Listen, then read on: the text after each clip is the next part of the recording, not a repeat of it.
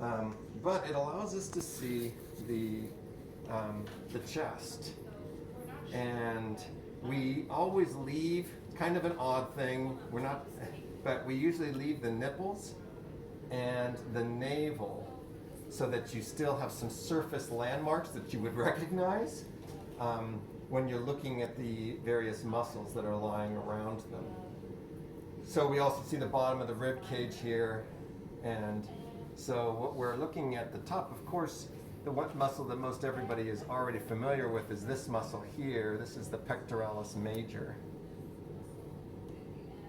And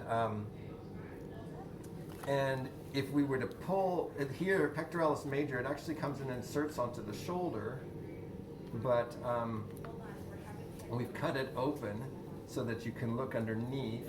I can't even see what I'm looking at there, but there should be. Oh, there it is, yeah. So underneath there is a muscle deep to pectoralis major, and this is pectoralis minor. But you have to lift up pectoralis major to be able to see it. So there's pectoralis minor, this is pectoralis major. And then, oops. And then we have all this yellowish looking, or I don't know what you call it, kind of yellowish looking stuff on the surface is what's called it's called deep fascia. It's a connective tissue that covers over everything. And you actually have to peel away this deep fascia in order to see the muscle that's underneath. So you can see remnants here of deep fascia that have been more or less peeled away in order to be able to see the tissue, the muscle tissue underneath. So it's like you're looking through fogged glass, right? You guys are actually looking through fogged. You can take, it's up to you if you want those on or not. So we've done our best to kind of clear it away without, spending 1,000 hours on this. But in order to be able to see the muscle and to be able to see the, well, let's do it this way then.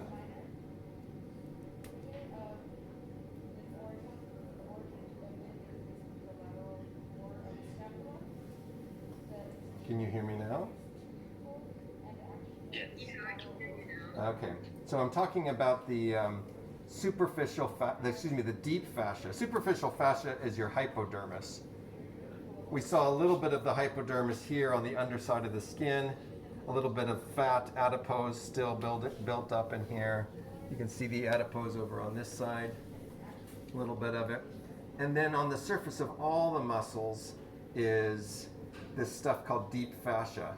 And it just covers over everything, and I was saying it looks like you're trying to see the muscle through a foggy window, like trying to drive without your windows defrosted.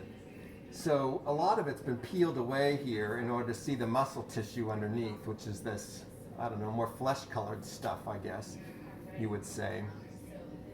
And so this is pectoralis major that I was trying to explain. And then if we reflect away pectoralis major, we cut it here in the axillary region. And then we lifted it up so that we could see pectoralis minor is the muscle that's deep to that. We don't see much of it, but we see a little bit of it. And then when we go below the pectoralis major, then we start seeing the muscles of the abdomen. And in the center part of the abdomen, there's a sheet of muscles that run straight down to the pelvis, and they are the rectus abdominis. Rectus, you can think of the word direct, right? So they're straight, and you can see them more clearly. So here you mostly see the deep fascia, but on this side it's cleared away a little bit better. And you can see that the fascicles, the little packages of muscle fibers, are running in a straight line up and down through the along the cadaver here. And so they're coming here from the top of the ribs, and they're going to go all the way down here to the groin. So here's more of this deep fascia that gets really thick in some places that we can actually just peel it back to be able to see the rectus abdominis. So this is just the rectus abdominis on the left. On the right, it's still mostly obscured by fascia. To the sides of rectus abdominis are your oblique muscles, which means that they're running at an angle. And there's 3 layers of these. There's one layer that are called the external oblique. They're the most superficial, and that's the ones that you see here. And these guys are running from superior lateral, and they're running down towards the midline of the body, towards inferior medial. They don't actually cover over your rectus abdominis. They just go in here and stop about at the edge of the rectus abdominis. So we see a little bit of it here. And if you want to come around, I will back up. You're kind of on the wrong side. Let me move to the other side. So this will be the oblique. I can reach. There we go. So this here are the external obliques, and they're running. They start way up here, up on the upper ribs, and they work their way down at an angle all the way down to the pelvis. So they are superficial, and they're running. I like to think of them as running like a V. So they would run down like a V to the pelvis and back up again. Deep to the external obliques, and notice how thin this is. Look at how thin that is. That's just like, it's not paper thin, but it's not even 1/8 of an inch thick. It's like 1/16 of an inch thick. And each of these layers is about that thick. So you can, right, so that when they get stretched out, they are hard to tone back up. They don't have a lot of supports, and they're really thin, and so they're easily overstretched and give us a flabby belly. So deep to the external oblique is the internal oblique. And if you notice, when we look at the fascicles of this muscle, the grain of the muscle, they're running this way now. So they're running along the direction of that probe. So they're running the exact opposite, like 90-degree angle from the external oblique. The external oblique was running this way. Put this over here. So the external oblique runs that way. So from superior lateral down to inferior medial. And the internal obliques run the opposite. They run from superior medial out to inferior lateral. That's this layer, the internal oblique. And then deep to the internal oblique, we have yet another muscle. Let's see if I got it lifted up here. There we go. The last layer is this one. And here, the fascicles are running transversely across the body. And so this is called the transverse abdominis. So the transverse abdominis is the deepest layer of the 3 that are located along the sides of the torso. So transverse abdominis, with the fascicles running transversely. The internal oblique, which runs at an angle, and it runs superior medial down to inferior lateral. And then the external oblique, running superior lateral down to inferior medial. So those are your three abdominal muscles on the side, and one set right down the middle, the rectus abdominis. All right, so what was this muscle? Pectoralis major. Yep, pectoralis major.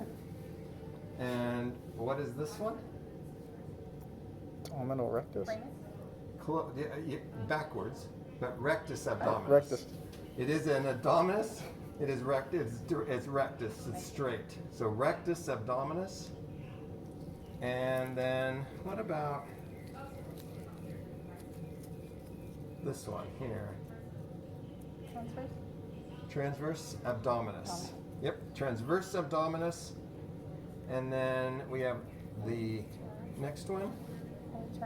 internal oblique and the external oblique. On this side, just so that you can see nothing new, but you can see the fascicles, the grain of this muscle of the external obliques peeking through that this deep fascia here. And then once you get down here, the deep fascia gets pretty thick, and we still have some adipose left around here, so we're not able to really see much of the muscles peeking through there.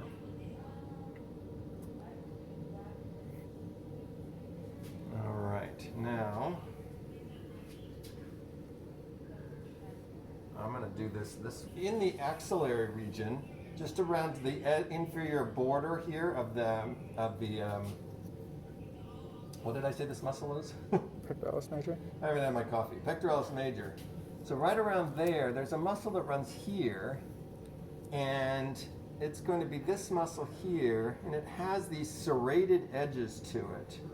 And they're really subtle, hard to see, but they look like fingers. My hand's going the wrong way, like this. This muscle here is called serratus anterior. And when you guys are looking at the torso model outside, it'll be much more apparent where the edges of this muscle are. And so it runs all the way along here. So this muscle here is the serratus anterior. This guy right in here, as I'm looking at it blind. And then for those of you who are looking at from home here, this is the edge of his trapezius. The head of the humerus, your deltoid, and it blends in. It comes all the way around here anteriorly, so it's all of this muscle here. This is where it helps to really get gloves on and be able to manipulate things. So this is the deltoid. Inserts on the deltoid tuberosity here. This muscle here, and I'll show you on your side, this muscle here is the biceps brachii, right? Everybody knows the biceps brachii.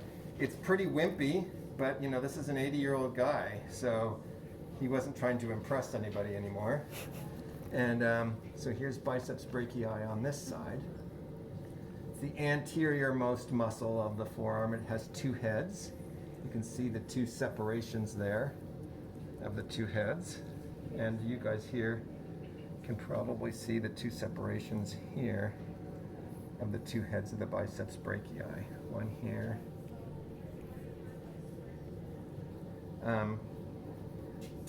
And then on the posterior side is the triceps brachii.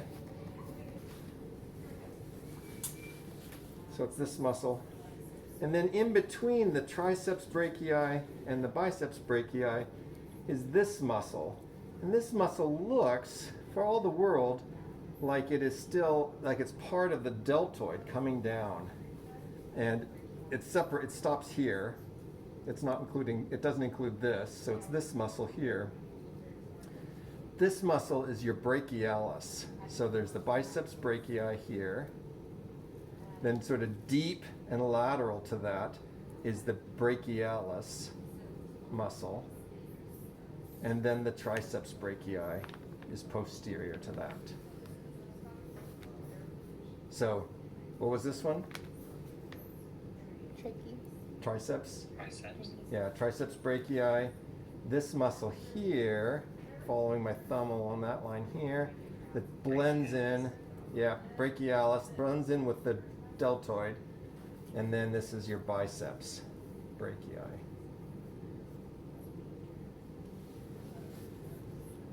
All right. So that's our quick introduction to this part of the cadaver. As you can see, they're kind of like the pictures in the book, and I don't know if they look like what you thought they'd look like.